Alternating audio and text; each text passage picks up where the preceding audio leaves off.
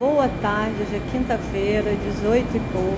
Conversa com o Leitor está aqui na Casa 11 mais uma vez, começando uma nova conversa com leitores. E esses leitores de hoje, olha, a gente está aqui com o pessoal que veio aqui conversar com a gente, além de vocês que estão aí assistindo. E antes de começar, eu sou Beatriz Serra, que junto com Jorge Teixeira, olha para cá, Jorge, Opa. Fazemos desde maio Conversa com o Leitor. E hoje está sendo um dia especial, porque as três pessoas, os três leitores que vão conversar, a gente se conheceu por causa da Fundação Nacional do Livro Infantil e Juvenil, que é a Finilige, que é o IB Brasil, né, que ano que vem faz quase 60 anos, e o prêmio da Fundação faz 50 em 2024. Então, contar para quem não conhece, dar uma olhada no site. Aqui na Casa 11 a gente vai deixar os jornaizinhos, sabe notícias, Ana Cláudia, que você...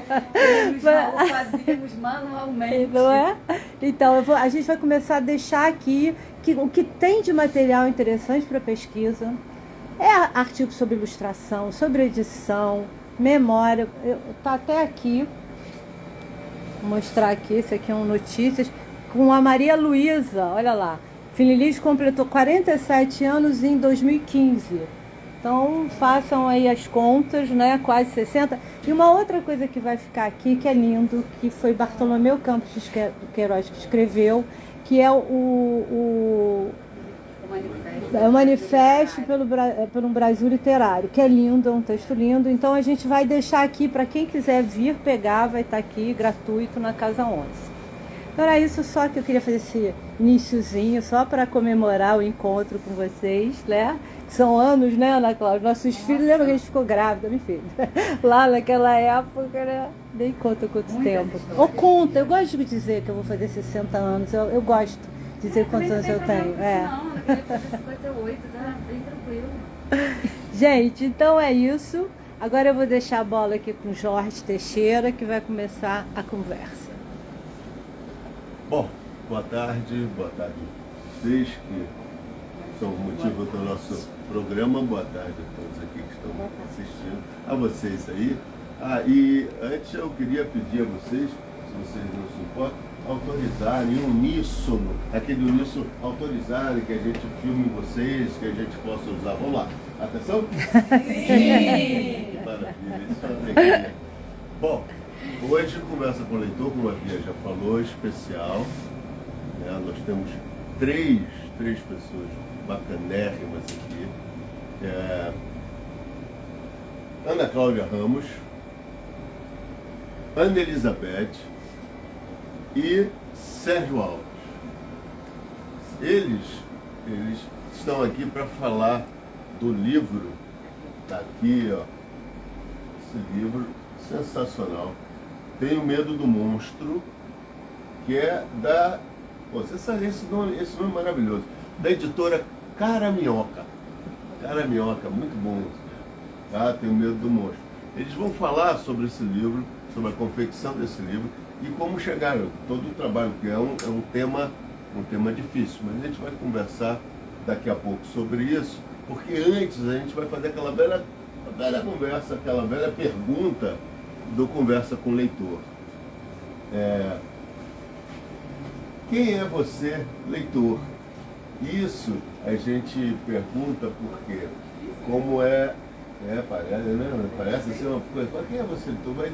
Aí você para e, caramba, quem sou eu? Né? Mas, na verdade, é muito mais uma coisa assim que a gente gosta de saber, como esse leitor veio se desenvolvendo em você. Né? Como é que é isso? Quando começou? Né? Quem foi? Às vezes tem uma pessoa responsável por isso, que te deu o primeiro livro. A gente ouve muitos relatos aqui interessantes. Tem um que eu acho muito bom, a Benítez, que é hoje uma pesquisadora da Fiocruz, cheia de prêmios, que pesquisa. Mas assim, eu comecei da forma mais terrível possível. Eu comecei roubando livro. Aí você fala assim, ela roubava a chave. do baú que o irmão fechava, saía escondido. Ela sabia onde estava guardado, pegava a chave, pegava o livro, lia o livro dele todo. Perto da hora de chegar, ela guardava o livro. Aí assim, peraí, quando você não saía, não ia para a escola, eu era pequeno, né? Nem ia para a escola. Aí você vê, já era uma larápia cultural. Né? Mas hoje em dia. Quanto mais e cultural. Quanto mais e quanto cultural. E hoje em dia é uma brilhante cientista, enfim, uma pessoa que dá muito orgulho para a gente. Então, assim, essa pergunta, eu sei que por mais que pareça fácil, não é, mas ela é legal para você pensar como é que foi os outrora pequenos, né? Como foi o Sérgio, a Elizabeth, a Ana, como é que foi isso? Vamos lá. Olhando para começar? Para começar você. Sempre assim. A gente sempre mandou conversar. Ai, se eu pensar na minha vida de leitora, tem que lembrar da minha infância, obviamente. Porque assim, eu nasci numa casa com livros. Isso fez muita diferença, né? Então, quando eu nasci, meus irmãos mais velhos já tinham livros. Então, já tinham livros na minha casa, de livros para crianças. Mas meu pai era um baita de um leitor. Meu pai era um médico, leitor, apaixonado por literatura. E tem uma cena que eu lembro muito. Na minha casa, a gente morava numa casa que tinha 2 andares. E meu pai chegava do trabalho e a minha mãe dizia assim, não pode perturbar o seu pai porque ele vai tirar o trabalho de dentro dele. Eu ficava pensando, como é que alguém tira o trabalho, né, de dentro? Eu pensava, será que é uma roupinha, um troço que ele vai tirar? Como é que tira o trabalho? Meu pai tomava banho, subia para o andar de cima e ninguém podia ir lá perturbar ele. Só que eu lá no alto, meus, sei lá, 4 anos de idade, eu subia, eu devia ter menos, porque eu me lembro de uma cena de eu usando chupeta, assim, sabe? E correndo, escondidinha, assim, subindo a escada. E meu pai estava o quê? Sentado numa poltrona como essa, com um livro na mão, tomando um drinkzinho. Ele passava tipo 1 hora ali, aí depois ele saía, descia e ficava todo mundo junto, ia jantar a família inteira. Aquelas coisas, né? Ele se despia daquele. Né, meu pai chegava às vezes de plantão, não sei o que, minha mãe tinha essa sabedoria, né? Tipo, deixa quieto um pouco, daqui a pouco tá todo mundo junto, né? E eu era a única que fugia, e eu não queria ser pega, né? Não queria que minha mãe mandasse eu descer. Ficava bem quietinha, sentadinha do lado dele. Pegava um livro, os livros dele só tinham letrinhas, então às vezes estava de cabeça para baixo, e eu ficava ali, né? Copiando ele, lendo. Então eu ficava inventando histórias para aquelas letrinhas, né, que tinham naquele livro e que eu sequer, né, conhecia. E quando a minha mãe ia dar falta por mim, eu já estava, né, lá um tempão e, enfim, virou uma coisa que era permitida, assim, era um proibido permitido. E eu tinha muitos livros, sabe? Então, assim, eu fui para uma escola, meus pais entendiam que eu tinha uma cabeça muito inventadeira. Então, eles também me colocaram numa escola que permitia isso. Então, eu fui ser aluna da Escola Parque no final dos anos 60, na virada para os anos 70. E aí tinha a revista Recreio, né? Aquela revista Recreio antigamente. Eu tenho uns exemplares da Recreio que tem história da Ruth Rocha, tem o Romeu e Julieta da Ruth Rocha. Não tem, sapo, vira rei, vira sapo, né?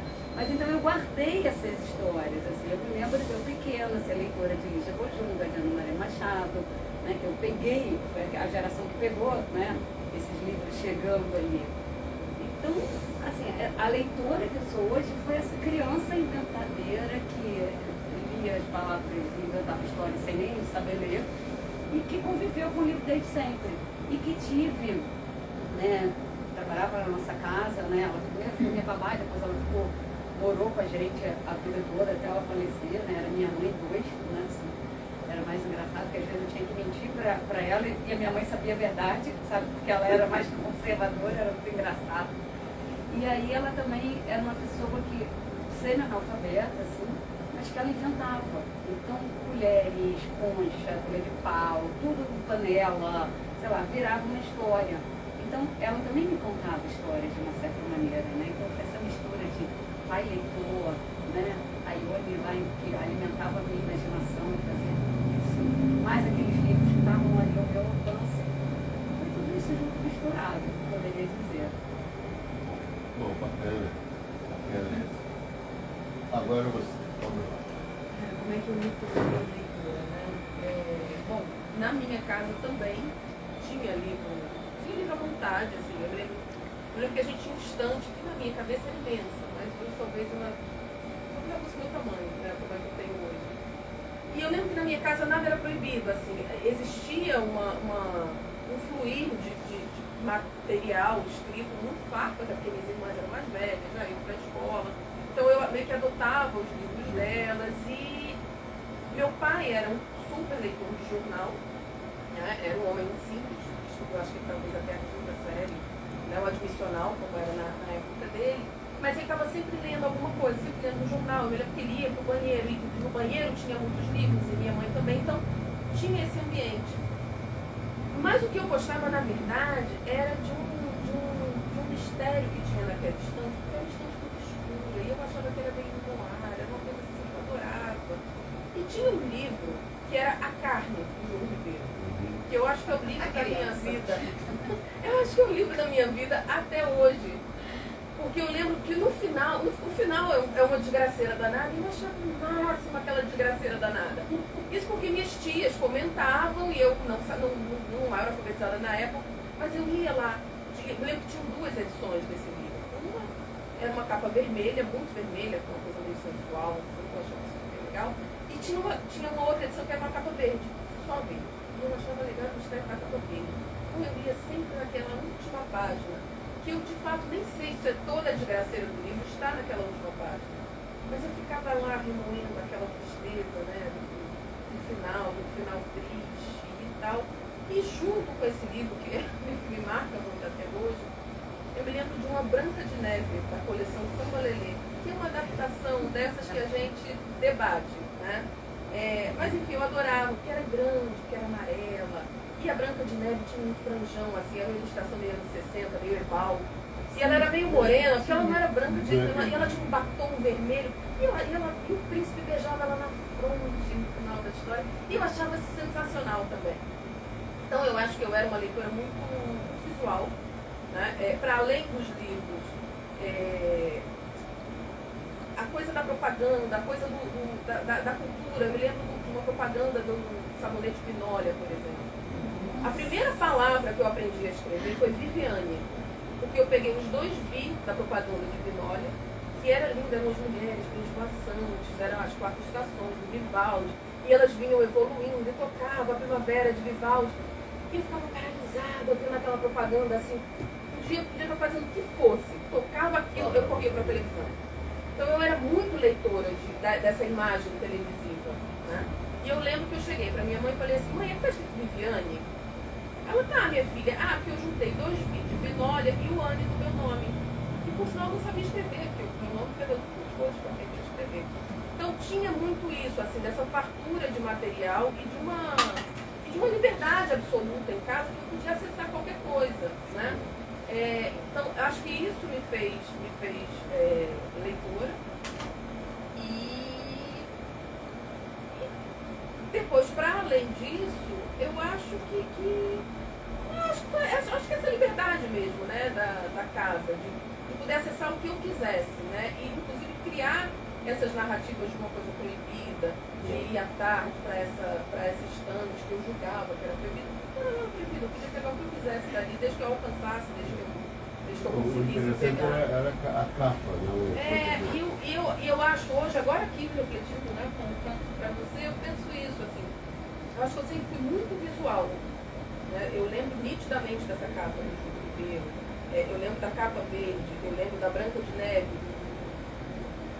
né? Da sensualidade, uma sensualidade que me atraía. Então tem isso, né? Uma outra coisa curiosa nesse sentido, ampliando essa ideia do livro, que quando eu fui fazer, na época tinha um teste de admissão, né, da educação infantil para a classe de alfabetização, e a gente tinha que desenhar um monte de coisa. E um dos desenhos que eu tinha que fazer era de uma locomotiva. Agora, eu andava de trem, eu andava de metrô, eu andava de carro, eu andava de ônibus. Eu não sabia que era locomotiva. Para mim, a locomotiva era novela. Sim. Então eu desenhei uma mulher com uma lupa de pugilista na prova de admissão para alfabetização, e eu fui aprovada, óbvio. Porque eu tenho que desenhar um trem, eu desenho uma mulher com uma lupa, não consigo associar nada. E minha mãe teve que se responsabilizar com a freira na época de que eu daria assim conta de uma classe, uma assinatura de uma classe de alfabetização. né, que sim, podia confiar que eu ia dar conta.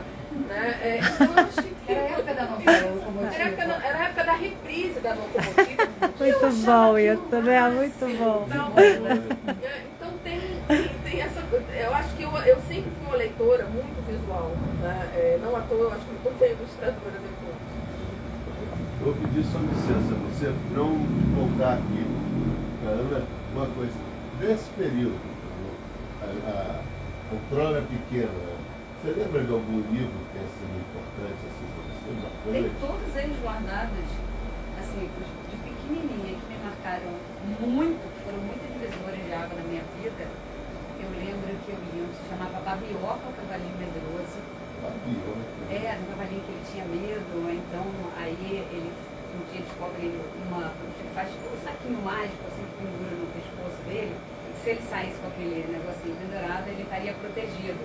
Aí ele vai e resolve enfrentar, e no meio lá da batalha ele perde, mas aí ele já tinha enfrentado, né? Então isso, eu me lembro desse, eu me lembro os clássicos, assim, A Pequena Vendedora de Fósforos e O Soldadinho de Chumbo, que marcaram profundamente, apesar de serem histórias tristíssimas, eu não achava essas histórias tristes, né? Então é preciso entender que a tristeza está muito mais no olhar do adulto do que no olhar, né, da criança.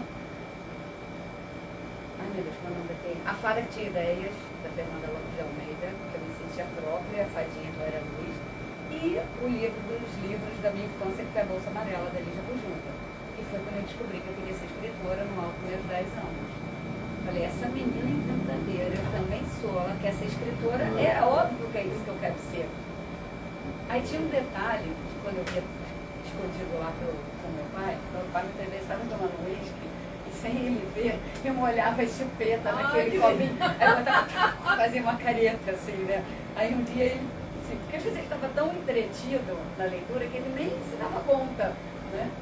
Mas aí um dia ele viu, assim, né? E aí ele achou graça, assim, porque ele entendeu que não estava fazendo, né? Imagina, não ia beber nada. Era só para fazer careta e cuspir longe o negócio, né? Então são essas cenas que marcam, né? Muito a nossa história, assim, marcam a nossa vida. E daí, obviamente, que da mesma maneira que a Ana era visual, eu era da palavra, né? Eu era do texto, né?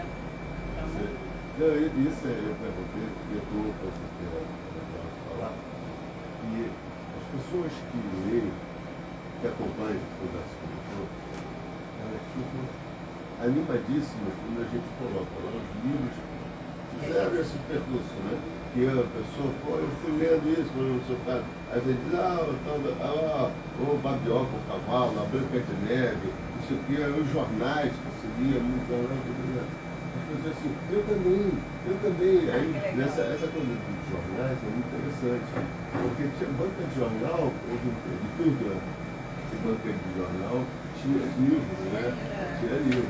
Então tem muita gente assim, eu ia lá, o jornaleiro gostava de mim, aí deixava, eu pegava, eu tinha só convencer meu pai a pagar, porque eu não tinha dinheiro, e aí o jornaleiro ia me dando os livros, você tem que meu pai dizia, você está pegando muitos livros, está ficando muito caro. Aí eu assim, muitos livros clássicos, né? Eu estou pegando. E o jornaleiro falou, fazendo parte deles lá, né? Todo mundo, por um lado a gente achando que está incentivando, o jornaleiro que não, tem meu livro, tudo bem.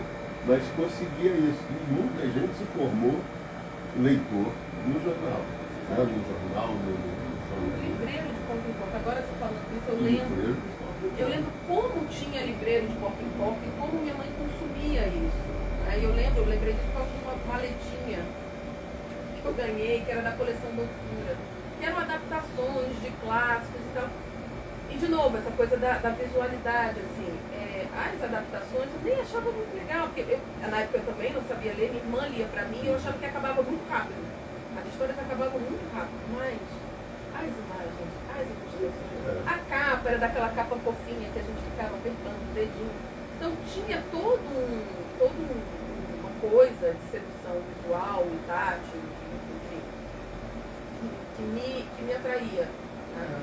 E quer ver uma coisa que você falou aqui, assim, esse pequeno detalhe, que é de uma importância enorme na formação do leitor brasileiro.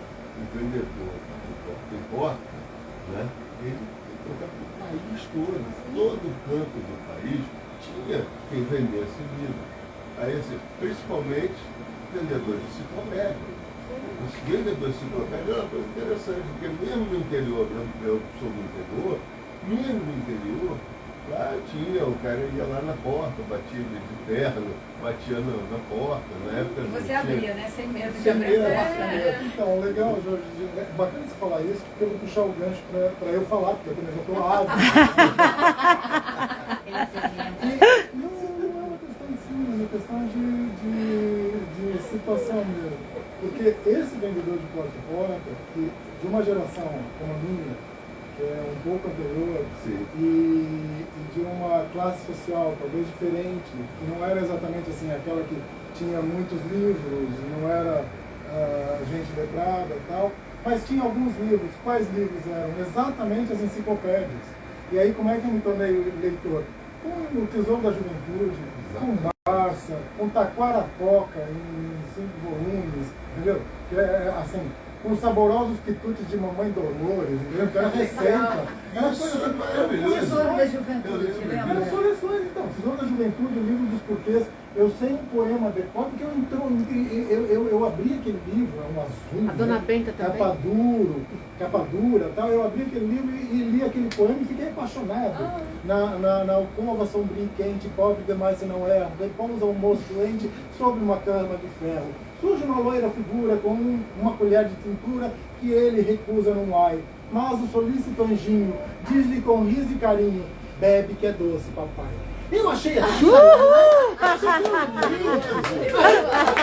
achei um espetáculo de pensar que uma criança. Sabe decora até Uma criança que hoje. sabe decora até hoje, aos 63 anos. Exato. Ficou gravado. E engraçado que eu fui procurar esse autor porque eu achei aquele cara tão legal. E aí eu procurei durante anos, até o dia que eu descobri, anônimo. Porque tinha uns livros. Não, era anônimo. Depois eu descobri que tinha um autor. Não, tinha um autor. Tem um autor esse poema. E era assim, um tal do anônimo. E eu fiquei assim, quem é o anônimo? Quem é o anônimo é uma pergunta que a gente se faz até hoje. E eu ia atrás desse autor e tal. E eu decorei, porque eu achei lindo. É uma das coisas mais feinhas, mais pobrezinhas em termos de poesia.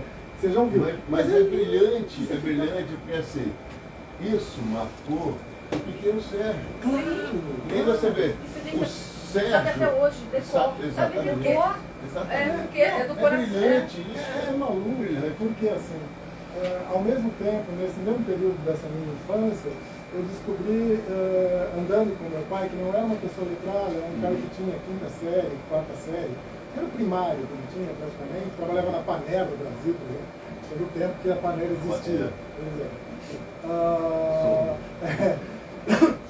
E aí eu achava que meu pai conhecia todo mundo, porque eu saía com meu pai na rua, e meu pai conhecia todo mundo e ele sabia o nome de todo mundo. Não era mundo. Ele conhecia, ele sabia, ele chegava assim, ilustre, por favor, coração, e eu falava, todo mundo chama ilustre. Entendeu? Porque assim, aquela educação formal antiga, que ele, ilustre, por favor, coração, ilustre, onde é a rua tal? E eu achava que todo mundo chamava ilustre, eu chamava. Então essa coisa desses nomes, dessa nominação, que é muito, muito maluca. E a gente tinha também, nessas coleções que tinha em casa, dos vendedores de porta a porta, de pagamento a prestações a perder de vista. A perder de vista, né? Claro, mas era importante para eles terem aqueles livros em casa. E tinha 3 livrinhos que eram História da Sexualidade Humana. Que eles compraram, meu pai e minha mãe, simples como era, minha mãe mais leitora, mas meu pai menos, compraram porque falaram assim, não, nós temos que falar sobre, esse é um assunto que tem que falar com os filhos. Vamos ter aqui, entendeu? Deixa aqui. E assim, era meio livro proibido, mas estava lá. Evolução. Estava na estante da sala de casa, entendeu? Junto com a TV Pilco. Né? Que eu sempre falava Pilco, porque era PH, para mim era Pilco. Então, esse leitor que eu estou falando aqui, eu acho que eu sou um leitor de informação constante. Eu sou um leitor que não sou acabado. Eu acho que será. Um dia que eu acabar, eu não vou saber. Não, pra você ter ideia, a melhor definição até hoje, de todo o tempo que a gente está aqui fazendo o Universo Corretor, veio de um jovem de 20 e poucos anos, chamado Antônio, e que disse o seguinte, o leitor, ele nunca se forma, ele está sempre em reconstrução. E aí você, sabe, aí você diz, cara, você se toca, você, cara, é lógico, não. Eu, aos 67, estou em construção. Cada livro que vem é um aprendizado. Então, assim, eu não vou parar nunca. Esse leitor não parará nunca E essa coisa assim, de qual o melhor reconstruir. livro que você já leu? O próximo. O próximo. Parafraseando Kurosawa, Exatamente. qual o melhor filme que você fez? O próximo. Entendeu? Então, eu acho que é isso. Mas eu li Cazuza, li esses livros da infância, mas eu tenho um episódio que me marcou muito. Eu acho que aí a gente fala da importância de um mediador de leitor, uma pessoa que é leitora e que você percebe a paixão, entendeu? Acho que aí a gente pode fazer até a ponte com a Fenelige, que a Fenelige me trouxe para a literatura infantil, praticamente, entendeu? Eu era um leitor formal, um leitor daqueles normais. Fiz a Universidade de São Paulo, a USP, quem vai discutir literatura infantil na universidade. Exatamente. Entendeu? Isso a gente estava falando aqui antes, que assim, a importância da Fenelige é isso, em um determinado momento, ela transforma o que era o livrinho para criança, em literatura infantil. Ah, mas aí a gente faz uma distinção, né? Bem legal, assim. Porque a gente pensa que existem os livrinhos? Existem. E existe a literatura infantil. Exatamente. E aí entra Mas fazendo essa distinção, né? Qual é a diferença? Porque antes você tinha. Tudo era livrinho para criança. Exato. Tudo. Não tinha uma definição. Não tinha uma crítica não sobre, tinha- sobre a exatamente, temática. sobre a né? temática. Eu acho que a ausência da crítica a gente pode discutir até hoje em Sim. dia como a ausência da crítica, porque a gente era num tempo em que você lia críticas nos jornais, nos cadernos de cultura, que você lia crítica e falava assim, nossa, quero ou não quero, Exatamente. nossa, que caminho interessante, porque você lia, quem eram os cronistas era Carlos Drummond de Andrade, Exatamente. Lourenço de Aféria, o Coni. Então, você lia todos esses caras cotidianamente, você lia a última crônica do Nelson Rodrigues. Entendeu? Então, eram outros tempos de leitura, também, de aproximação com a leitura. Mas essa só historinha para ilustrar que eu queria contar. Um dia estava eu em casa, um sobrado, eu estava na parte de baixo da casa e tem minha irmã, que é um pouco mais velha que eu, tem 4 anos a mais, e estava no quarto dela lá em cima. De repente, estou eu lá embaixo e ouço um grito. Ah! Eu falo, meu Deus, o que aconteceu com minha irmãzona, né? Porque eu era o caçula. Aí subi correndo, fui lá no quarto dela, ela estava possessa, tinha jogado o livro no canto, eu vou fazer spoiler, porque ela tinha descoberto que o assassino era o narrador. O assassinato de Roger Ackroyd, de Agatha Christie. Entendeu? Então, quando ela descobriu, ela ficou tão brava. E eu achei aquilo uma das coisas mais mágicas, porque como é que aquele objeto, esse objeto tão duro, seco e tal, gerava uma reação de um berro, de um grito tão apaixonado, tão encantador. Eu acho que aí me pegou, entendeu? Eu acho que essa minha irmã é uma das culpadas que assinava, porque meus pais também assinavam o Clube do Livro, que é anterior ao Círculo do Livro, papel jornal, aqueles Machado de Assis, contos, tal. Eles assinavam também porque achavam que era importante aquilo estar na família, entendeu? Eu não sabia, talvez eles não consumissem, mas eles falavam assim, esse é um alimento bom para eu dar para o meu filho, entendeu? Eu não sei comer, mas eu vou dar para o meu filho. Então, esse é mais ou menos o leitor que sou. Você está falando essa coisa, né? Vocês resgataram a coisa da leitura, né? Do vendedor de porta em porta e tal. E eu me lembrei de uma coisa da infância, quando a gente passa férias em Friburgo.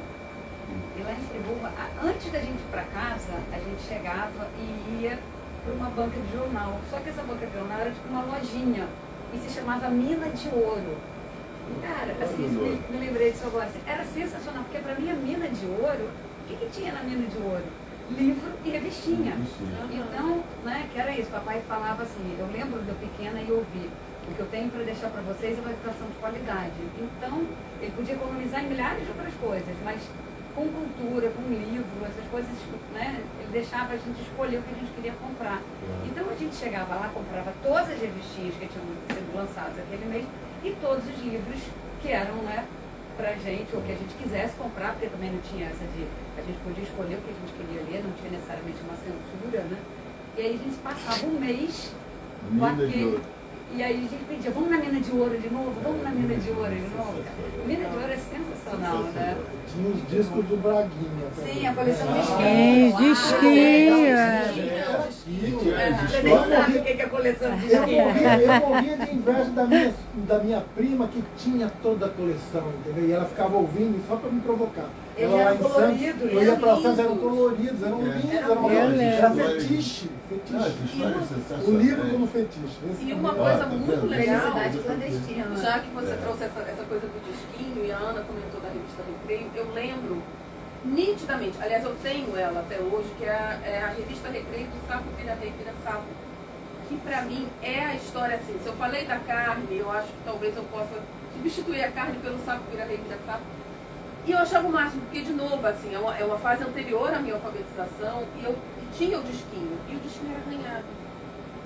Óbvio, minhas irmãs já tinham ouvido aquilo. E arranhava sempre num ponto. E eu sou capaz de recitar essa história inteira graças ao disco, né? E depois, quando eu fui aprendendo a ler, consegui identificar a palavra naquela... É um encarte interessante, assim, não é bem... É um livro diferente, né? Mas tem a história escrita e tem o disco. Então eu adorava aquela história, eu adorava ouvir. Eu adorava aquele arranhado que ficava. E depois eu dava um tapinha na intensidade certa, que era para não pular muito adiante da história. Enfim, tem essas delícias todas, né, das memórias. Pois é isso que a gente... Foi isso que fez com que a gente começasse a pensar num programa, num projeto como Conversa com o Leitor. Porque para resgatar isso, essa emoção, esse poema que você foi buscar lá, né, do Sérgio, do mini Sérgio, entendeu? Ela foi lá lembrar do sapo vira rei, vira sapo, ela foi lembrar da mina de ouro. Então, assim, essas coisas são agradabilíssimas. Digamos, essa arqueologia é que nos trouxe aqui, né? Nós estamos aqui graças a isso. Essa pesquisa, a chupeta, coisa lá, essas lembranças são geniais, isso, né? E a gente conta uma história. Sim. Né? Nesse momento conta, a gente vai passando e eu estou ouvindo suas histórias. Entendeu? Estou ouvindo isso, eu acho bacana, porque é o que a moçada gosta de ouvir, de saber, porque todo mundo tem uma particularidade na sua formação de leitor. O leitor não é igual, ninguém é igual. Né? Não, eu posso ter lido os mesmos livros, mas a gente entendeu de maneira diferente, a gente pensou coisas a respeito daquelas obras de forma distinta. Mas eu vou parar porque eu estou falando demais. E a gente tem que falar sobre Tenho Medo do Monstro. Né? Tenho Medo do Monstro. Várias coisas, a gente estava conversando, estava falando com a Bia, gostei muito, muito impressionado com a qualidade da obra. Mas fiquei pensando assim, um tema duro, difícil. Eu estava pensando que palavra usar, aí fiquei pensando que área. Eu falei, não, é duro, mas vocês foram muito bem. E assim, eu fiquei emocionado vendo, porque assim, tem coragem, muita coragem nisso. Eu queria que vocês falassem sobre.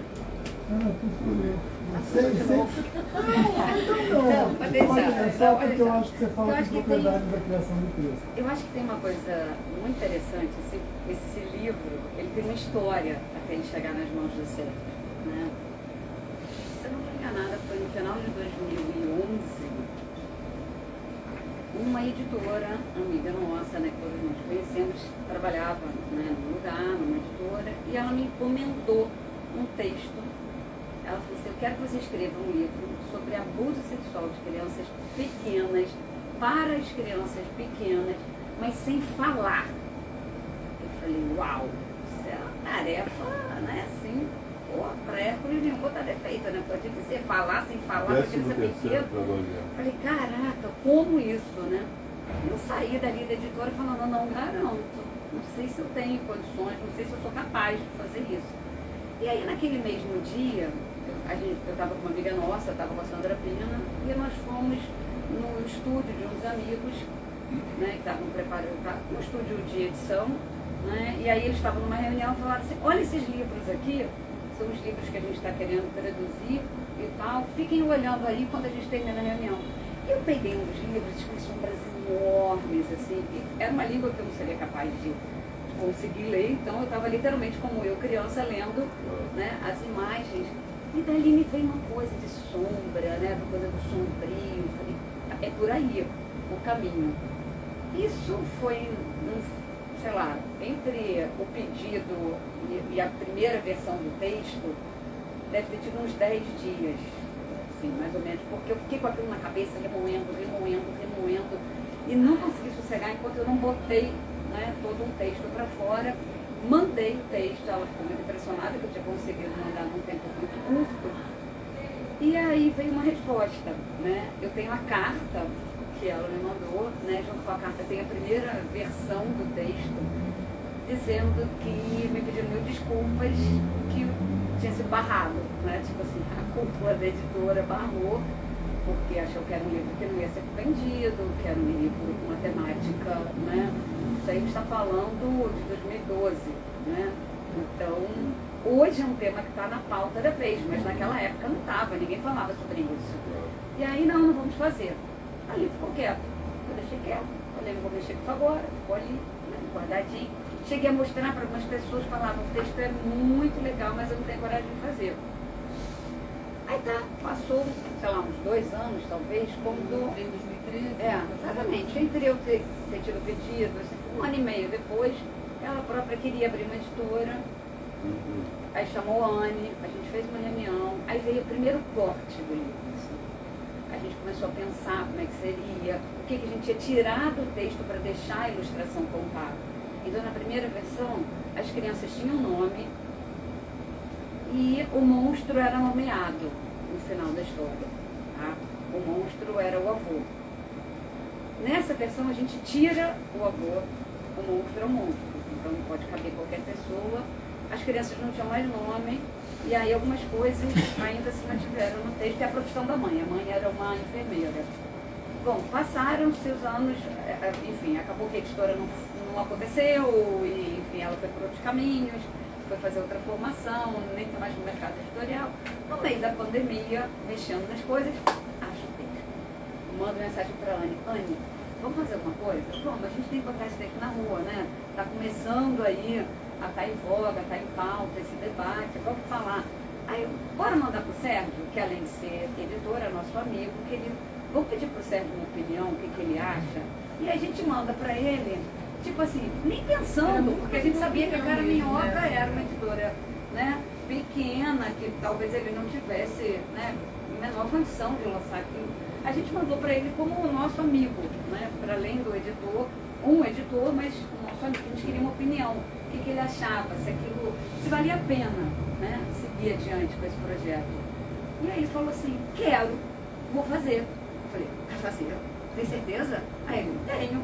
E aí a gente começou, né, no meio da pandemia, a gente fazia as reuniões virtuais, ali pensando, imaginando. Aí a gente foi secando cada vez mais o texto. E aí o Sérgio sugeriu, tira a profissão da mãe. A mãe só trabalha à noite. Então foi um texto que ao longo dos anos, ele foi secando, ele já era curto, é um texto que tinha 2 páginas, né, assim, eu tenho até o original dele. E aí a gente foi tirando coisas, exatamente para deixar ele o mais enxuto possível. Ele foi sendo aprimorado. Ele foi sendo aprimorado e foi enxugando. E o que a gente ia tirando do texto, né, algumas coisas foram indo para a imagem, porque isso é o livro ilustrado parceiro, né?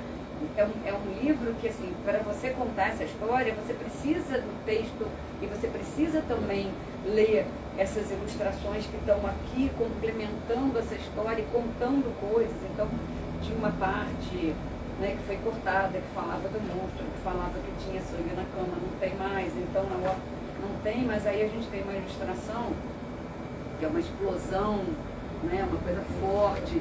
Então sai do texto para a imagem contar. Então foi muito bacana ter demorado esse tempo, sabe? Porque foi um tempo de poder aprimorar o texto, a Anne entrar com todo esse trabalho de ilustração da imagem, a gente conversar muito.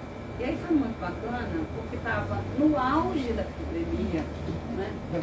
O Sérgio mora ainda, agora ele está morando mais do que, né? Não foi na pandemia que você acabou indo para Gonçalves, né? E aí a gente foi para lá para trabalhar com as ilustrações e fotografar as ilustrações, porque a Anne vai falar daqui a pouco sobre isso, sobre a casa, né? A casa que dá a materialidade, porque toda a história se passa dentro da casa, né? Que seria um lugar mais seguro, e muitas vezes não é, e a gente está vendo cada vez mais o quanto Na não maioria das vezes A não maioria é. das vezes está dentro de casa ou com alguém muito próximo, né, da família, alguém muito próximo da confiança da criança.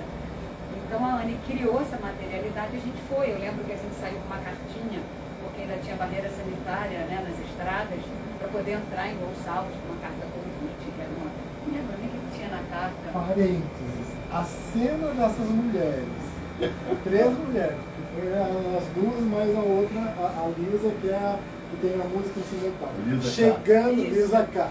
Chegando na minha casa, na roça, com um carro lotado de travesseiros, cobertores, casa, papéis. Não, Porque a casa é só uma coisa, né? Tipo uma papelada imensa. Uma cena inenarrável. E elas ainda seguindo um roteiro, porque elas nunca tinham ido para Gonçalves, então não sabiam onde era, estrada de terra. Eu morria de medo, porque a gente não parava para nada, porque estava no auge. Então, cada parada que a gente ia ao banheiro era espremendo com álcool. Era um spray, né? Era álcool 70. E tomava quase um banho de álcool, né? Morrendo de medo, né? E não parava para comer. Mas foi importante a imersão que a gente fez. A gente fez uma imersão com as 3, mais o Paulo Otero, que é o fotógrafo, que fotografou tudo isso, que também tem uma importância que eu acho que a Anne pode falar. A gente fez essa imersão em Gonçalves, ali cercado, assim, num momento pandêmico, que você não sabia o que ia acontecer. Era mais ou menos que nem o 11 de setembro, você não sabia quantos prédios iam cair no Rio de Janeiro, em Santos, em São Paulo. Você falava assim, nossa, tudo pode acontecer naquele dia, no 11 de setembro. Eu acho que a gente estava nessa pandemia, a gente estava muito assim, a gente ficou muito concentrado, né? E eu acho que esse processo foi muito bonito, porque ele resgata uma coletividade, um fazer coletivo que eu acho que as artes têm, né? Nós viemos do teatro, né? Os 3 têm uma trajetória, uma passagem pelo teatro, e que eu acho que é urgente e que é sensacional quando a gente consegue levar isso para a literatura, né? Assim, eu considero um editor, quando ele não é só um publicador de livro, ele edita de fato, ele na verdade ele é um diretor de cena, né? É ele que está ali afinando, ele é um maestro, mas ele está ali dirigindo, né? Ele que capta o que pode afinar bem com o que quer que seja, e o Sérgio faz isso com muito cuidado, com respeito, com carinho. Então a gente meio que resgatou um fazer teatral mesmo, de sentar na varanda no final do dia, fazer a leitura do texto, ler o texto, a Lisa tocar violão, falar sobre o texto. Foi aí que nasceu a música. Né? Eu lembro que eu tinha um arsenal de coisas, que eu fui criando coisas, criando, mas eu não tinha nada fechado. E eu levei tudo aquilo, eu juntei tudo no carro, levei pra, sabe, a gente enfiou no carro, e eu levei, e a gente foi fotografando e cortando, e dali inventando outras coisas. O Paulo jogando, enfim, ele é fotógrafo, então o olhar do fotógrafo, a iluminação, propostas diferentes em cima daquilo que estava ali. Eu lembro que quando eu cheguei, o Paulo falou assim, cadê o storyboard? Aí eu... Não tinha mesmo, não tinha porque eu não queria fazer, não era aquilo. Não era nada muito esquemático, não era nada esquemático dessa vez, né? E foi dali que a gente foi fotografando e brincando, e fotografava de dia para aproveitar a luz do dia, depois fotografava de dia dentro de casa, fora de casa, aí fotografava de noite. Luz amarela, luz vermelha. Foi muito legal, e assim, era todo mundo junto, porque hora ele fotografava, hora ele falava assim, ó, olha aqui a câmera, vê o que você quer, só me diz pra mexer o foco. E aí vinha a Ana, e aí vinha a Lisa, aí o Sérgio botava um negócio atrás, assim, um painel. Vocês podem imaginar que nós temos mais ou menos umas 4 milhões de imagens desse livro. São mais de 2 gigas de imagem. Assim, mais de 2 gigas de imagem. Brincando. A rodo, assim. Depois o difícil era assim, o que nós vamos usar? Porque a gente tinha 300 caminhos, assim, seguramente. É um trabalho de pesquisa, né, gente? Do que eu conheço de literatura infantil, sempre que tem uma coisa bacana, tem por trás um trabalho de pesquisa muito sério, né? Exatamente. Eu É uma acho. pesquisa muito séria. Isso E é a pesquisa em um importante. tema que é absolutamente árido, duro, difícil, espinhoso, que você pode escorregar, você pode cometer a barbárie de começar a fazer regras, entendeu? A ditar, Ser moralista, né? Você pode ser, entendeu?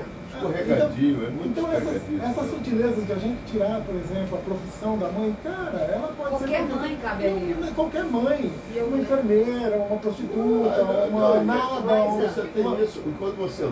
Quer dizer, eu me metendo aqui, Sim, mas é isso. mas eu estou me sentindo lá em Gonçalves. Em Gonçalves. Que é isso? Na hora que você tira a profissão, você amplia. Você É a na hora que mãe. você tira o nome das É a crianças, mãe. Na hora que você cabe tira a criança, é qualquer. qualquer criança. Na hora que você tira, Não, na hora que você deixa de nomear o monstro, qualquer monstro cabe ali. Qualquer monstro é Né? monstro. Qualquer monstro, inclusive uma criança pequenininha que vai ler, talvez ela não entenda esse monstro abusador. É só um monstro que ela tem medo. Exatamente. Né? Então, muitas, assim, eu falo que ele é um livro com muitas camadas. Dependendo, né, de cada criança, de cada leitor, de cada pessoa que vai ler, vai entrar ali numa camada do texto. E acho que uma coisa que é importante a gente falar também, que não era um livro, como tem hoje, a gente tem muitos livros falando sobre essa temática, trabalhando com a questão da prevenção do abuso. A gente não tem essa pretensão. A gente está contando uma história. Uma história que aconteceu e que precisava ter uma luz. Então, essa luz vem muito na imagem, né, Mani? Porque muda. É uma coisa muda a assim, cor. é uma coisa muito doida, porque quando a Ana, nem foi a Ana que me chamou, porque assim, eu sou muito parceira da Ana. Meus primeiros livros eu fiz por intermédio dela, como agente editorial, e a gente tem outros livros dela escrevendo, ilustrando. Mas esse livro não foi a Ana que me chamou, foi essa editora que tinha feito essa encomenda. E eu lembro que eu tinha lido o texto quando eu tinha mostrado. Isso em 2013, quando eu fui convidada, eu não falei, né? Eu pensei, eu não quero não. E eu fui fugindo, assim, eu fui fugindo muito. Eu lembro que na época eu estava para ir para Sarmed, que é uma escola de ilustração na Itália, super bacana. Eu acho que todo ilustrador que quer ser ilustrador tem que passar por lá e tudo mais. E eu me lembro que ela me catou no salão do livro, a gente sentou ali na saidinha, a gente foi tomar um café, ela falou assim, essa sua passagem por Sarmed vai ser muito importante, porque você vai voltar de lá com esse projeto pensado aqui. Eu sei que eu quero que ilustre, não sei o quê. E eu lembro que eu entrei numa agonia tremenda, que assim, eu fugi desse texto, desse projeto, eu acho que Isso eu não sabia, né? tanto quanto eu pude, Eu assim, lembrava, né? todos os momentos de leitura, e eu reparo hoje, me conhecendo, toda vez que eu começo a ficar muito esquemática na minha criação, que eu sigo muitas regras de um ofício que já está posto, é quando eu estou muito fugindo, quando eu não, assim, sabe, quando eu estou fugindo da coisa. Eu estava olhando aqui agora e me dando conta disso, assim, você foi nos primeiríssimos estudos do monstro. Então eu fiz um lettering, criei um início de storyboard que está praticamente em branco, fiz um monte de pesquisa, de livre associação e tal, e não entrei não. Na real, eu não entrei no livro. E o tempo passou. Aí quando chegou 2020, eu estava no meio da escrita da dissertação, no meio do mestrado muito louco, fazendo estágio de docência, o mundo ia acabar, e meu Deus, o que ia acontecer? E a Ana veio com essa proposta. Eu pensei, eu não quero não, mas eu assim, eu não quero, mas eu quero, desde o livro Mas Que Me Dera, uma coisa assim. E quando o Sérgio comentou, a primeira coisa que eu fiz foi essa casa. Não tem casa na história, a casa não existe, não sabe? Ela não está nomeada. Mas eu lembro que eu estava no momento, primeiro tinha toda a minha pesquisa do mestrado. Nossa, o Otero está aqui, mandou um oi para vocês. Ótimo, é um partido. Eu lembro que enfim, minha pesquisa do mestrado é em cima do papel, da materialidade do papel e tal, ok. E a primeira coisa que eu peguei, estava tudo fechado, eu só tinha resto de papel em casa, eu tinha papelão, basicamente, e o resto de tinta. E eu comecei a construir essa casa. Se olhar, ela é toda irregular, ela não tem ela não é um projeto pensado para alguém que faça maquete, né? Um engenheiro vai olhar e falar, mas eu quis partir dela, e eu não sei exatamente o que, porque eu nem sabia se ia funcionar, fotografá-la, porque podia ficar muito tosco, podia ficar aqueles, sabe, aquelas ilustrações de coisinha fotografada que não funcionam. Mas eu sabia que ela, mesmo que ela não estivesse diretamente na imagem, ela era parte de uma materialização desse projeto. E eu acho que quando eu abri mão de toda essa esquematização, quando eu me liberei para cortar papel, rasgar, criar textura e tal, foi quando eu finalmente consegui me entregar ao projeto, que é muito difícil, o tempo todo é muito dolorido, é muito né? Eu acho que, além da não nomeação e dessa coisa que tem no livro, eu acho que uma das coisas que o livro tem de bacana, desculpa te cortar, só para complementar, é não nominar até a agressão em si. Entendeu? Porque ele não fala, me bateu, me fez isso, veio com. Não tem isso. Então aí é a qualidade que eu acho que é importante da literatura. Entendeu? Porque aí está a literatura, e a literatura na palavra, e a literatura na imagem, e a literatura na fotografia, registrando esse conjunto. E na edição, entendeu? Então eu acho que aí acontece o ato literário. O ato literário se amplia para além da escrita, para além da imagem, para além da fotografia, para acontecer o objeto livre. Então eu acho que isso é super importante de a gente não nomear, não só as figuras, mas não nomear a violência. A violência está ali, ela está implícita, mas ela não está explicitada. Não, isso é muito claro. Você lê o livro, você sabe o que está acontecendo, porque eu penso que é um tema difícil. Aí você acaba vendo se consegue tratar isso de uma forma. Então, eu vou usar uma coisa tão brilhante, você fica assim, caramba, né? Um exercício esse. Eu até me arrisco a escrever, fazer coisas, eu falei assim, caramba, isso foi difícil. Por quê? Porque eu sei um pouco como é que, né, a dureza de fazer uma obra com esse tema. E é engraçado que algumas pessoas, eu peguei uma amiga minha e falei, quero que você leia esse livro. Né? Eu estava lá em Brasília e ela é uma grande amiga, uma grande leitora, e ela começou. É um livro de monstro, tipo assim, pensando que era uma história, né, de monstro, assim. Aí ela começou. Aí a cara dela foi ficando, aí ela. Aí eu. Continua. E aí sim, você só ia vendo a cara dela. E ela ficando sem fôlego, né? E depois chegando no final e a cara se transformando, assim como a ilustração também vai se transformando, né? A cor. O jogo de cor que a Anne usou aqui. O discurso da cor é belíssimo. É belíssimo. Gente, tem uma coisa assim, quer dizer, o medo, na verdade, é que costura a história, né? A sensação que me dá é essa, porque aí você abre possibilidades, né? Eu acho que ele e aí você se identifica em qualquer momento, Isso, né? isso. Agora, Eu não sei uma se- charada, porque assim, na hora que eu estou lendo, eu não sei se você vai lendo, lógico, eu já sabia, eu estou lendo, você tem uma coisa que incomoda um pouco, e aí muda, se mexe um pouco, assim, se mexe nesse negócio, eu que faz um livro assim, e aí você de repente tem uma coisa que explode, um colorido, assim, é o seu medo. É o medo. E tem uma coisa interessante que uma leitora chamou a atenção, ela falou, não é eu tenho medo de monstros, eu tenho medo do monstro, né? Então, e a opção pela narrativa está na boca do menino, porque aí eu vou lembrar lá, né, do pedido, quero que você fale sem dizer, que é isso, né? Era como falar do, né?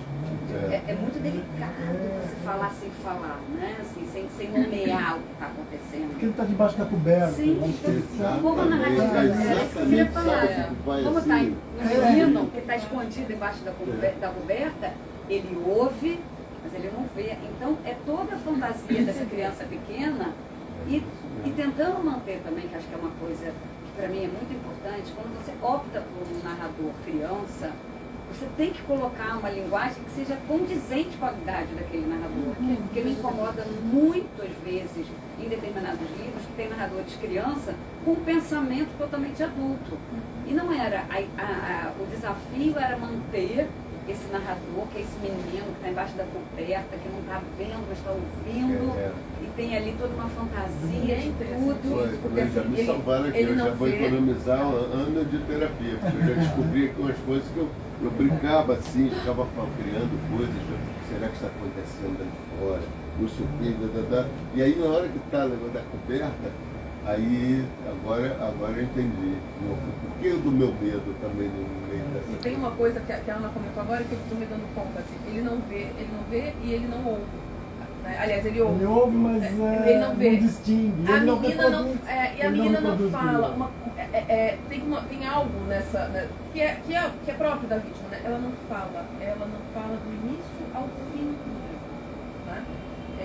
E isso era algo que me, não estruturalmente, o incômodo não era com relação à estrutura narrativa, mas me incomodava esse não falar da menina, né? Ela jamais seria capaz de sair daquele estado. E ela não tem boca. Assim, a única coisa que foi muito proposital, muito pensado na história, na ilustração mesmo, ela não tem boca. Eu não tinha percebido isso até este momento. Eu tô dando um baita do spoiler aqui, Assim, desculpem os leitores que ainda não acessaram o livro, mas assim, eu não queria. Ela não tem boca. Você falou disso, eu não reparei. Nossa. Gente, além daqui na Casa 11, o livro vai estar lá no Museu da República, para quem está no Rio, não é isso? Na Primavera do Livro, tá lá. A gente lança também em Porto Alegre. A gente já lançou no Rio, já lançou em São Paulo. Pois é, eu estava vendo aqui. Ela só vai ter. E também no site da Caraminhoca, porque a lojinha precisa vender, nós faz negócio também. Afinal, ela passa a devolver. Instagram, @Caraminhoca. Essa é a leitura da imagem, né? É como que a imagem está contando Não, é incrível. a história que está nas entrelinhas desse texto. Olha, o Paulo está perguntando aqui se vocês já falaram do tanto de imagens que vocês produziram. Né? Falamos, Paulinho, nós falamos. Falamos da casa no final também. Né? Dá para mais uns 14 livros. E ao mesmo tempo, assim, tem essa cor no final, mas eu também tinha uma preocupação muito grande de que não se explodissem as cores, porque não tem final feliz. Não assim, acabou aquele coisa, mas o final não é feliz. Tem uma menina machucada, né? Explode um vermelho dramático. Dá um negócio, pô. Tem uma menina machucada, tem um menino machucado, tem uma mãe machucada, porque a gente não sabe quem era esse monstro. Porque essa fratura nunca mais ela se resolve. Você pode fazer análise uma vida inteira, não tem isso, não tem. Né? Mas a mãe sabe. A mãe descobre em algum momento. Ela tem um sabe, problema. mas sim, ele não é nomeado para ninguém. Sim, mas o leitor não mãe fica. sabe. Então a mãe tem uma Então, dor também. o Cada um tempo tem uma todo. dor. E esse finalzinho também, ela já tá com pouco. Porque aí é quando Porque o já tem a episódio mudança, termina. né? E ali ela consegue. O monstro foi embora naquele momento. Aí ela não tinha reparado Mas, isso, tá bom. Eu tô trabalhando com esse livro há quanto tempo? Você Eu também não editou tinha. esse Eu editei o livro. Como que eu não vi? Eu acho Vem que cá. o Paulo também não viu. Entendeu? Deixa eu Ninguém fazer viu. uma pergunta aqui. E para você, editor, nessa época de censura de temas difíceis, conta aí da sua bravura de comprar essa ideia dessas meninas aí, que também são guerreiras, assim, que a gente Total. sabe que não tá fácil, né? Total, Bia. Eu acho que esse é um tema cada vez mais importante da gente discutir.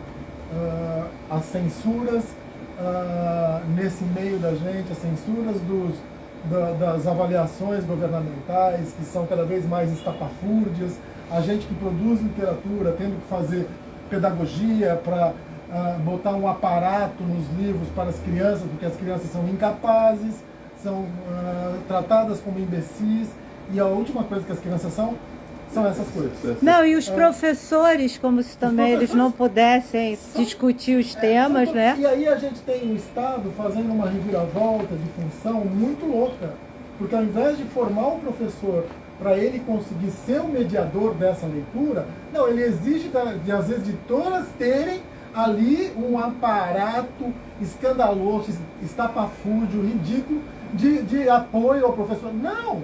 O apoio ao professor ele tem que ter na formação dele. Mas eu acho que assim, a importância do editor, para mim, editor é louco, né? Assim, eminentemente, vocês estão vendo, né? Não tem muita coisa na cabeça, tem, né? Graças a Deus tem muita coisa, né? Mas assim, e eu acho que uma das funções, a minha função como editor, e eu não venho, então a importância do salão, que foi onde eu conheci a Ana, que depois eu fui conhecer a Elizabeth, a importância do salão é gigantesca, entendeu? Porque eu nunca dei muita bola, como um cara formado, um pseudo-intelectual e tal, à literatura infantil. Eu nunca dei muita bola. Eu fui dar bola num momento da minha vida que eu virei editor, didático e tal. E aí eu fui dar bola a essa literatura que para mim era desprezada, porque eu não tive acesso a ler a Bojunga. Eu lia assim, o Viriato Correia, eu lia nem Monteiro, entendeu? Nem Monteiro Lobato a gente lia. Tinha lá, mas era chato, entendeu? Desculpa. Não, era chato pra gente, naquele contexto que não tinha uma interlocução, não tinha uma outra ideia. Entendeu? Toda literatura pode ser chata se ela não tiver uma interlocução. Eu estava vendo Memórias de Adriano aqui e falando assim, nossa, isso é um livro que devia estar em todas as escolas em todos os anos, porque é um livro imprescindível para a gente pensar a alma humana. Eu tergiverso. Mas aí eu volto para... Não, é o leitor que forma o editor, que aprimora esse teu olhar. O tema, para mim, a importância do editor é ele fazer aquilo que ele acredita, e eu acredito que literatura infantil é boa literatura, que serve às crianças também. Entendeu? Quando eu estou vendo um livro como Tenho Medo do Monstro, é um livro que serve às crianças e serve aos adultos e serve aos professores, porque eles vão poder intermediar uma discussão que eles não têm muitas vezes coragem de fazer, não têm cacife para fazer, não sabem como começar. Se eles começam com um livro como esse, vai dar samba, entendeu? Porque vai gerar dúvida, e o papel da gente, eu acho que é de produtor de cultura. É produtor de cultura, fomentador de cultura, entendeu? Esse é o papel do editor. O editor provoca, a editora que provocou a Ana, é esse que é o papel, entendeu? Da gente provocar, o editor que provoca a Ana Elizabeth, falando assim, você vai fazer tal livro. É isso que é importante. Então, assim, o tema, eu acho que a gente tem de lidar com temas importantes para a humanidade, entendeu? Assim, se o cara mata a velhinha, Dostoiévski, entendeu? Crime e Castigo, eu estou pouco me importando. Assim, o MEC provavelmente hoje em dia fala assim, não pode porque tem uma arma. Tem uma criança com uma vara de condão que fala assim, não, isso daí pode ser encarado como uma arma letal. Claro, mas o funk que ele está cantando, moleque de 13 anos, você está desconsiderando tudo, toda a história dele. Quer dizer, você elimina a história e fala assim, agora você vai ler literatura. Literatura é isso. Pois é. E não é irreal, é mentira. Então eu acho que quando a gente faz um tema como esse, é imprescindível, é papel do editor. Eu acho cada vez mais que a gente tem que ser essa resistência, que a gente que, assim, cria de fundação, que viu. Eu fiz literatura infantil na PUC, sabe? Assim, eu fui aluna da Eliana Iones, eu fui aluna depois de Junito Brandão de mitologia. Então, assim, era um mundo que se abria. Paralelo a isso, eu fui trabalhar na Biblioteca Infantil Manuel Lino Costa, que era uma biblioteca que na década de 80 pensava a biblioteca como um espaço vivo, né? Então já fazia mediação de leitura. Então a gente viu mudar do pedagógico para o literário, e agora a gente está vendo um retrocesso de querer trazer de novo, né? Porque assim, antes a gente tinha esse desejo do ousar, né? Esse desejo de dar um passo à frente. Eu acho que agora, deliberadamente, a gente está voltando de um jeito que... Só que eu acho, Anny, que a gente não pode perder aquilo que a gente acredita.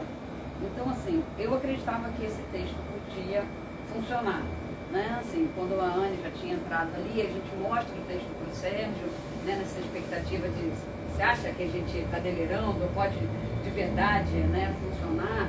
Ou dos textos que eu escrevo, e que muitas vezes as pessoas falam, mas você sabe que isso não vai entrar na escola, você sabe que isso não vai... Eu falei, não quero saber. Eu quero saber de produzir aquilo que eu acredito e que talvez daqui a 10 anos funcione.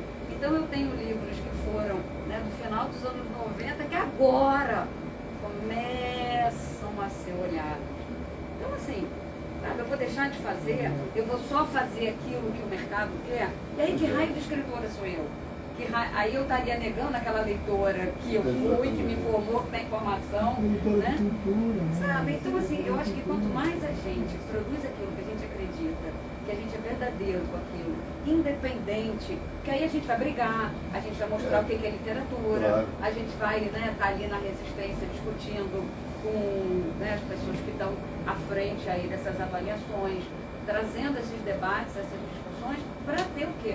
Seriedade para a literatura infantil e literatura na pedagogia, didática e literatura é literatura.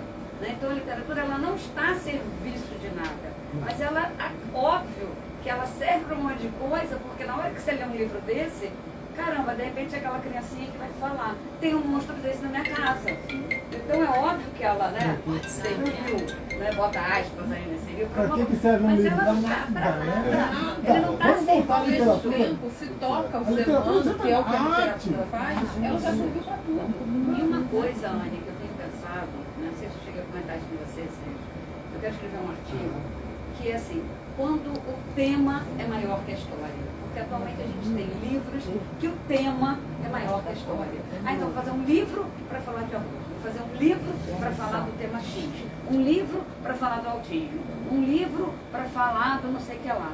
E aí o tema é maior que a história. E não pode, o tema tem que estar na história para além dele.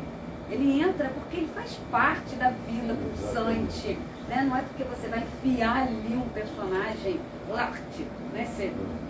Forçando, né? Para dizer alguma coisa, porque aí não é literatura. Para atender o currículo, para atender o mercado. Eu acho que uma das piores coisas que tem é atender o mercado. Porque você fala assim, tem uma demanda ali, eu preciso de um livro que fale sobre Tarzan. E aí você vai lá e escreve um monte de livro sobre Tarzan, entendeu? Tarzan genérico. Sim. Eu acho que isso daí é fake, porque nós estamos discutindo arte. A arte não serve para nada, efetivamente. Para que serve um quadro do Paul Klee, entendeu? Para nada, para você olhar e sei lá, entendeu? E refletir internamente o que vai gerar aquilo. Mas é exatamente isso. Provocar em você. Esse sei lá que é provocado por aquela arte que não serve para nada. É o grito da irmã. Exatamente. Entendeu? É o grito da irmã. E aí você, caramba, o que é isso? Entendeu? Gatinho. É dessa forma, aí vocês estão falando, quantos a gente conhece, quantas histórias o cara escreveu e aí o livro ficou para lá, ninguém queria publicar, uma coisa ficou lá, alguém publicou um pouquinho, né? 30 anos depois o livro é reencontrado, assim, pô, isso é sensacional, entendeu? Aí assim, se não tivesse feito, não vou fazer isso não, ninguém quer, vou jogar isso fora, vou junto com ele, vou me enterrar em um canto qualquer, nunca mais sair de lá. Bom, é possível? É possível agora, mas foi feito. E é isso que a arte tem que fazer. A arte não pode se submeter. A arte não pode se submeter. Você tem um livro, você tem uma obra, você tem um trabalho. Esse trabalho deve seguir o seu curso. Não importa qual seja. E quem tem que julgar tudo isso, a literatura, é o leitor, né? Não é esse quadradinho aí, essa formalidade que as pessoas exigem que você tem que fazer ou não. Eu tenho que decidir se eu gosto, se eu não gosto, se eu quero ler, se eu não quero, entendeu?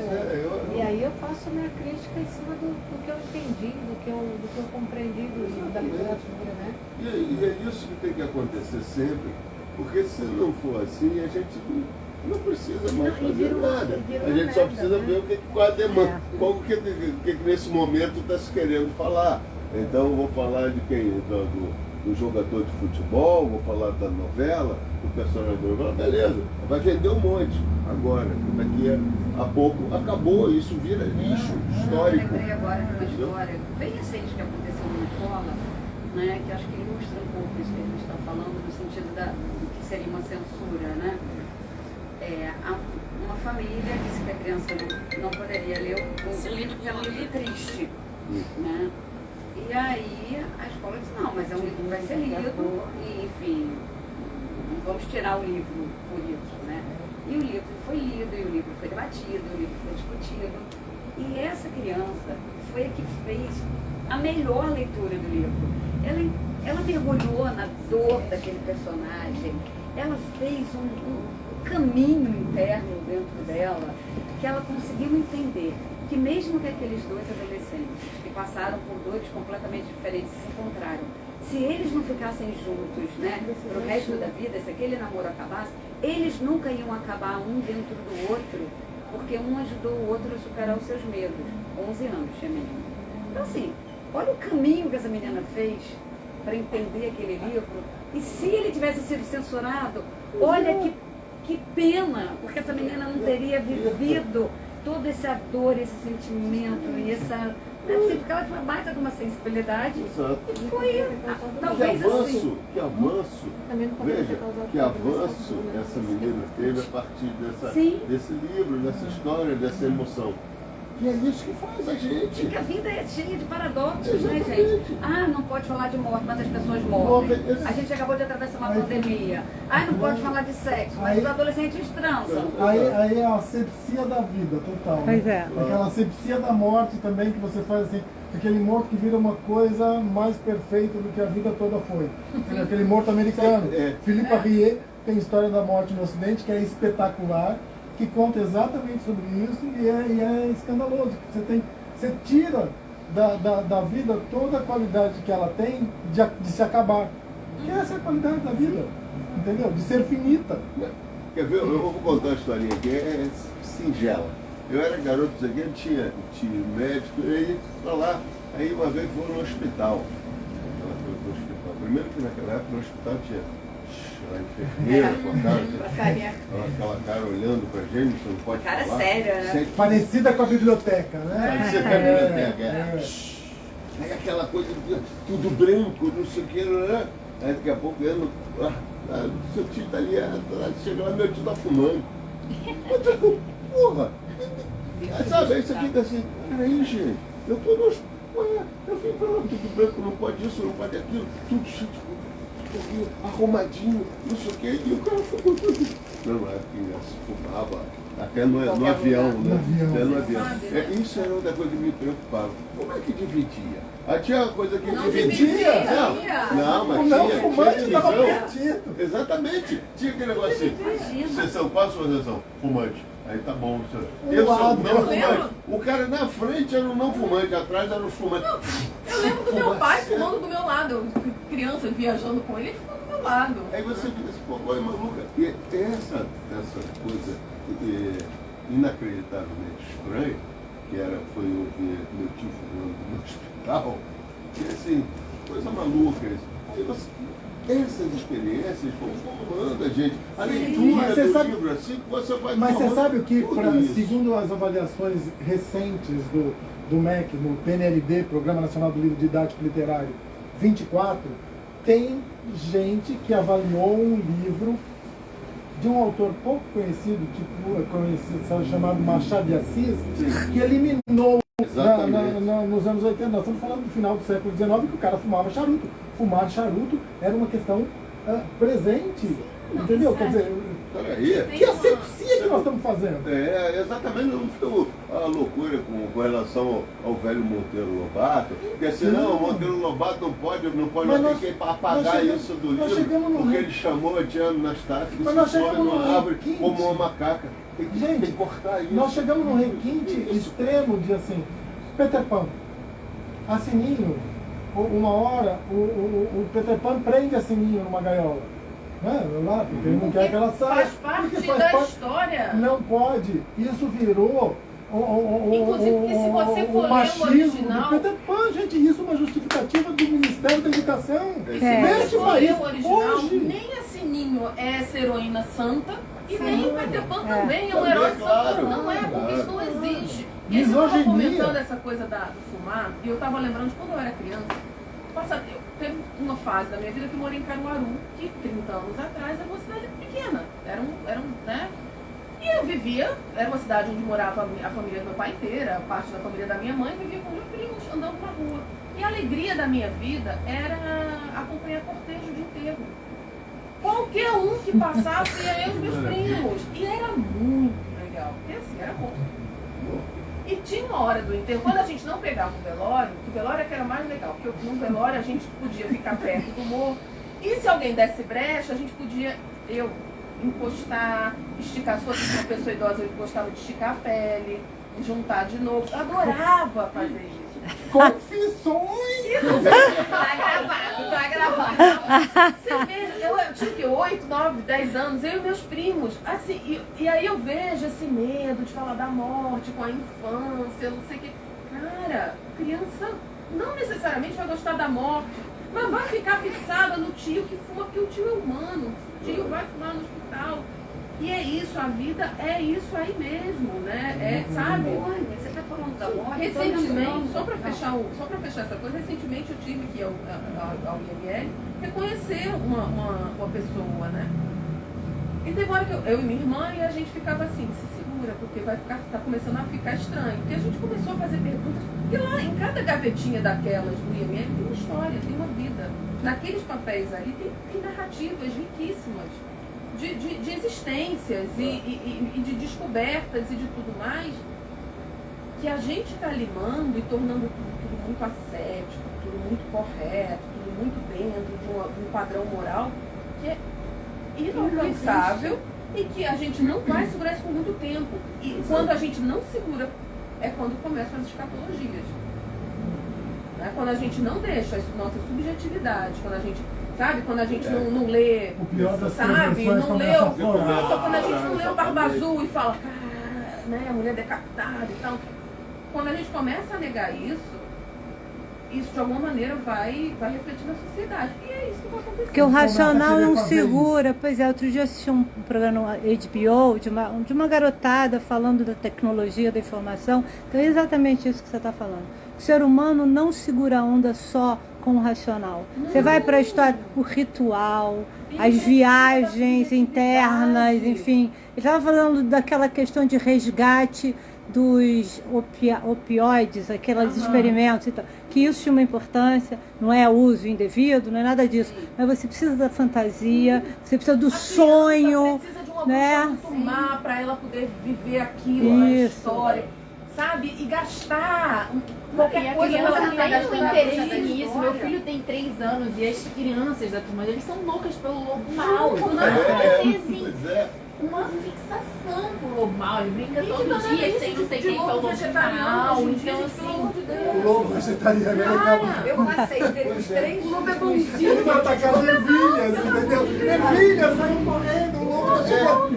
Não, eu passei os 3 últimos dias contando um livro para as crianças. Eu estava É catártico, matar o lobo, os porquinhos matarem o lobo é catártico. Eu passei os 3 últimos dias vendo caçadores de lobo mau para as crianças. Eles adoravam.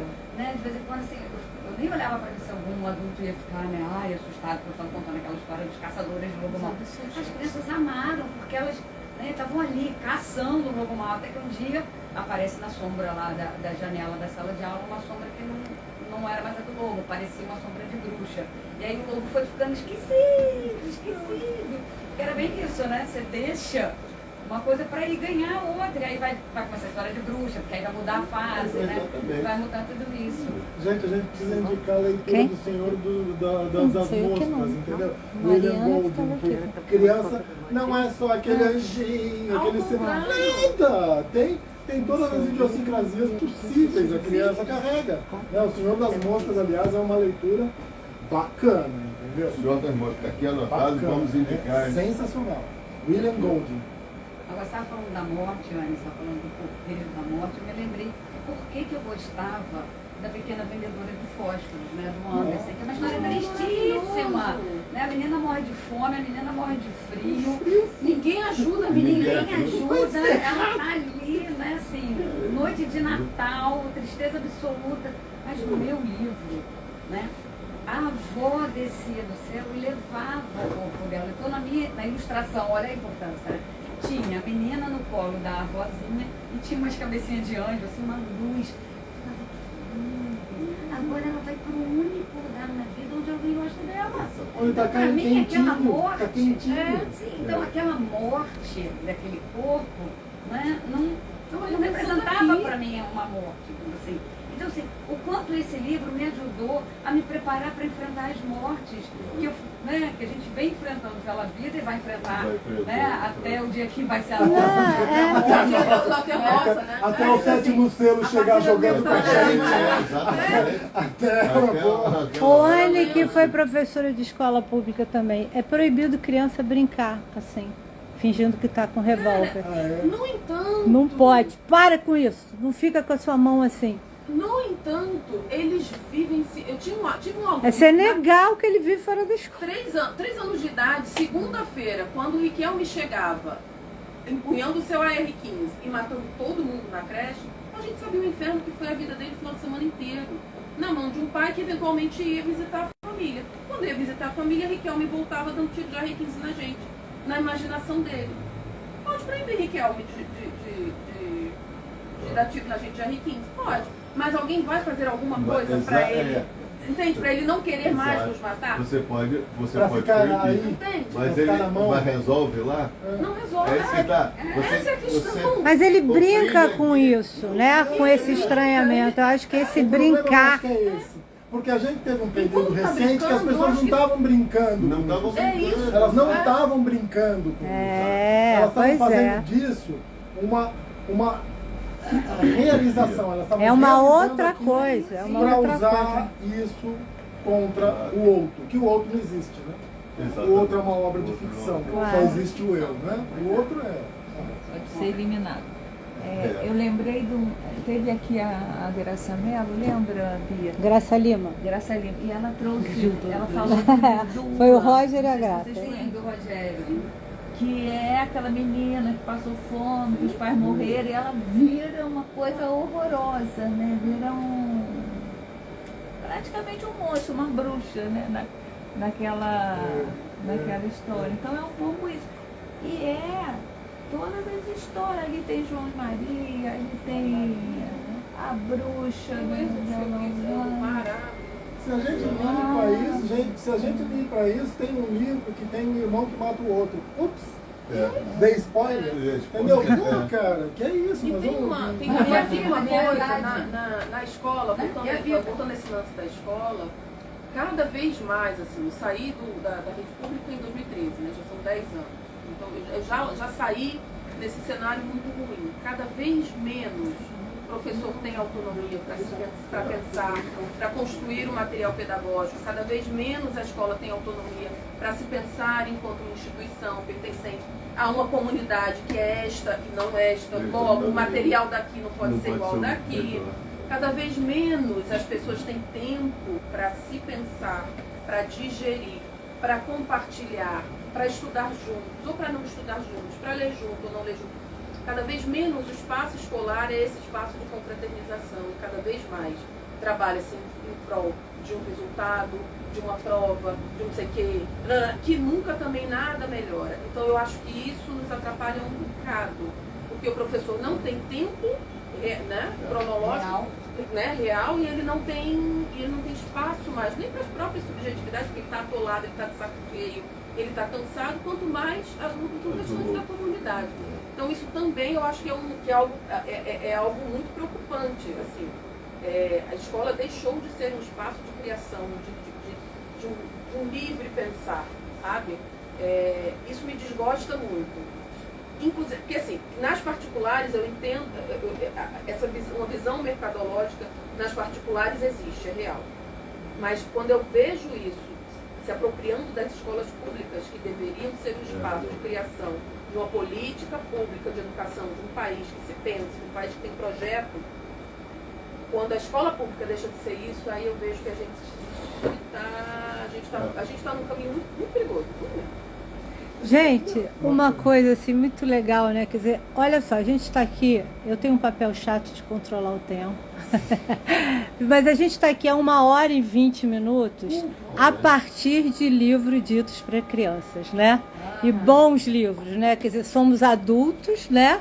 O que isso está provocando, né? E o quanto que o livro de qualidade, o livro que tem por trás uma história, provoca em adultos e provoca em crianças, né?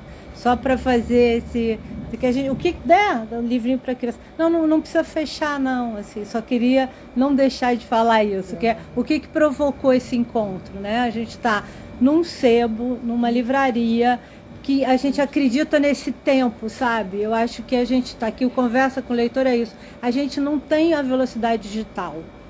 A gente tem uma outra velocidade humana que pode matar, está todo mundo ansioso, com 1000 neuroses, porque perde esse tempo de estar, né?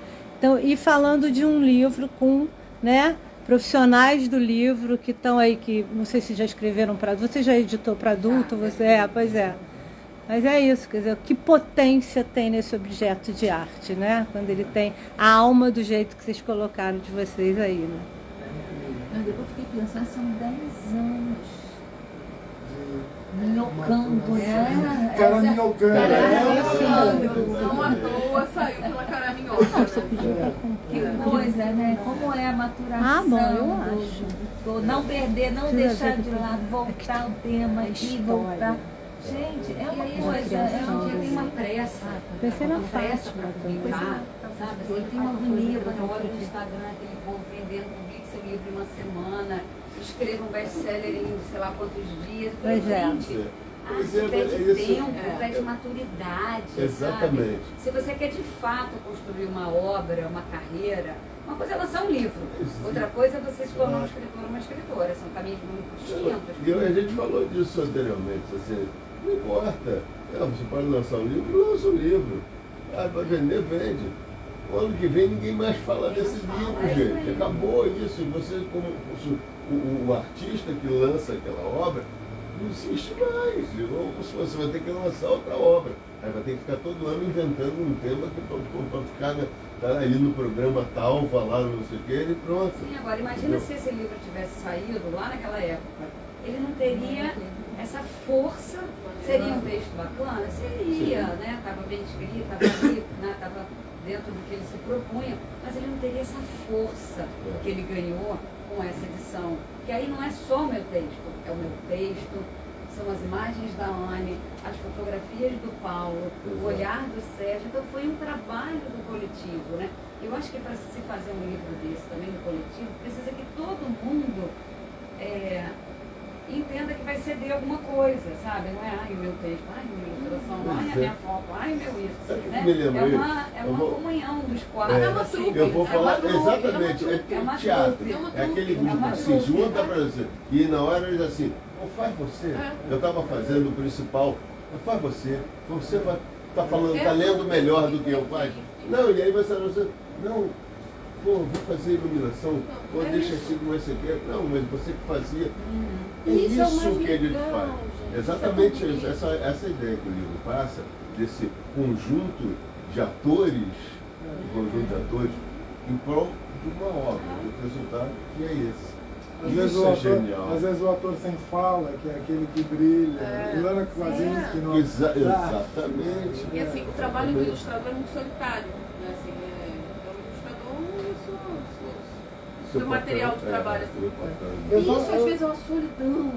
Assim, porque você não tem a interlocução. Né? Essa solidão é maluca, porque a gente está num lugar, você pode estar sentado aqui sozinho, que eu acho que vale a pena, jabá mesmo, sem nada, conhecer este lugar. Este lugar é especial. Casa 11 é especial. Por acaso chegou aqui a pessoa que inventou isso. Olha pra cá, dá um tchauzinho, idealizadora. Não, parabéns para sempre. Porque, assim, aqui a gente tá, você pode estar sozinho, você está acompanhado de bocagem, de milhões de pessoas, milhões de histórias, milhões de seres.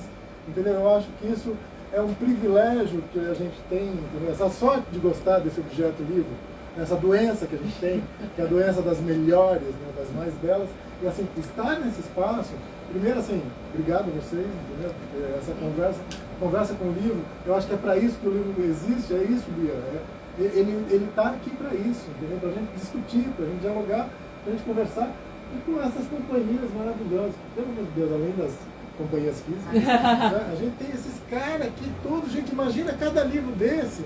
Passou por um processo parecido de 10 anos, 15 anos, 20 anos. Daí vem alguém querendo tirar o charuto da boca do Machado de Assis. Vem alguém querendo tirar a palavra... Sininho de dentro do... A palavra exótico do texto de Lima Barreto. O homem que sabia javanês, escreveram que era uma língua exótica, porque ele escreve lá que é uma língua exótica. Ele só existe porque é uma língua exótica, é uma língua estranha. Ninguém falava javanês, claro, e aí ele inventa isso. E aí foi cortado do PNLD porque fala em língua exótica. É preconceito linguístico. Hello?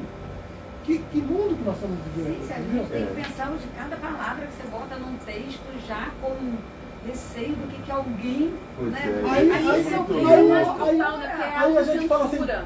dane-se, vamos fazer esse livro, não importa. Vamos falar assim, mas não pode porque tem violência. Tem. Tem violência, não pode falar porque isso não pode falar para criança. Tá bom, você acha que não pode, eu acho que pode. Acabou, eu vou fazer o livro, ninguém vai comprar, ele vai ficar aqui, nós não fizemos o livro. A importância é essa. Eu tenho um papel. Claro. Entendeu? Eu tenho um papel como produtor de cultura. Você, a Ana tem, a Ana Não, eu acho tem, que o Paulo tem. Vamos lá, sejamos claros, é papel fundamental. Mas nem sempre. Mas é Eu não posso, é isso assim, se toda vez que chegar alguém não pode isso, então cara, pô, eu não sou nada. Na hora que você diz amém, você é mais culpado do que E eles são vitoriosos na medida em que a gente começa a pensar, né, nas palavras, quando a gente começa a se autocensurar. Isso é de uma crueldade, porque ele não precisa mais de ninguém. A gente Exatamente, a gente já faz. Acho que é isso, né? Acho que é isso, né? Tudo que deixa à vontade é bom. Bom, pois é, lê um pedacinho. É verdade.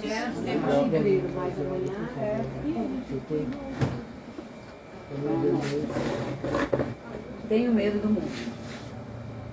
Todas as noites eu entro bem debaixo da minha coberta e me cubro todo, mesmo quando está calor. É que eu tenho medo do monstro. Se eu ficar bem escondidinho, ele não me acha nunca. Mas ele sempre encontra a minha irmã. Já falei para ela se esconder, só que ela não me escuta. Na hora de dormir, a mamãe vai com a gente até a cama e dá um beijo de boa noite. Algumas vezes, ela conta uma história. Outras, sai para trabalhar. Tem uma coisa que eu não entendo. Por que será que o monstro só aparece quando a mamãe sai para trabalhar e não dorme em casa? Será que ele tem medo da mamãe? Não sei, mas ele chega sempre andando bem devagar. Escuto os passos no corredor e me encolho ainda mais. O monstro nunca acende a luz. Parece até que ele sabe enxergar no escuro. Tenho tanto medo que ele me pegue que nem abro os olhos para ver como ele é. E o resto vocês vão ter que descobrir lendo essa história inteira. Isso, bacana. Fantástico. Obrigada. Bacana. Gente, queria agradecer muitíssimo a vocês. Muito mesmo, muito mesmo. Foi uma honra receber vocês aqui no Conversa com o Leitor, aqui na Casa 11. E assim, já de antemão, deixar vocês convidados para a hora que quiserem. A Conversa com o Leitor está à disposição. E a Casa 11 também, venham quantas vezes quiserem. Nossa casa é a sua casa. Muito obrigado pelo carinho.